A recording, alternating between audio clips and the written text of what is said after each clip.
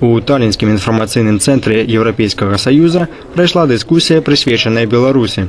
Зладзіла мерапрыемства моладзевая арганізацыя «Адкрытая рэспубліка». Былы спікер парламента Станіслав Шушкевіч востра раскрытыкаваў палітыку цяперашніх уладаў Беларусі і, як непасрэдны ўдзельнік гістарычных падзеяў, узгадаў, як разваліўся СССР. Это закономерно исторически, и личность может только ускорить процесс, либо замедлить.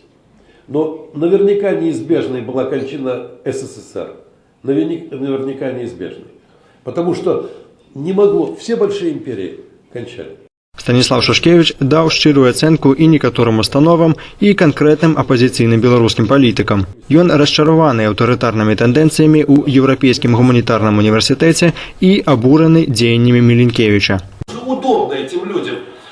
Они выдают себя за оппозиционеров, других бьют на площади. А Европа, им доходчива Европа, они ее слушают. Я до недавнего времени воздерживался, в общем, критиковать таких людей, но мне сейчас это надоело, понимаете? Поэтому я пошел, вот вам я режу правду матку прямым текстом. Мясцовая журналістка Халя Тюкмаа кажа, што для эстонцаў існуе як бы дзве Беларусі. Існуюць як бы дзве розныя Беларусі. Адна недзе там, далёка.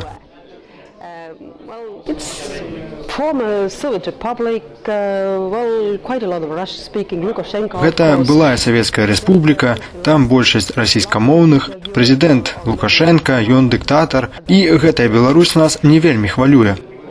А ёсць і іншая. Гэта беларусы, якія сюды прыязджаюць, якія тут жывуць.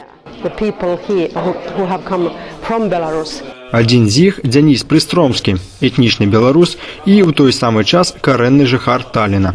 Я убежден, что любому и каждому белорусу, который хоть немножко себя чувствует белорусом и может назвать себя таковым, очень важно участвовать в подобных дискуссиях, заниматься саморазвитием, узнавать больше о своей стране, о культуре, о людях и, проще говоря, даже о своих пращурах, о своих предках. Пасля развала СССР Беларусь і Эстонія пайшлі рознымі гістарычнымі дарогамі.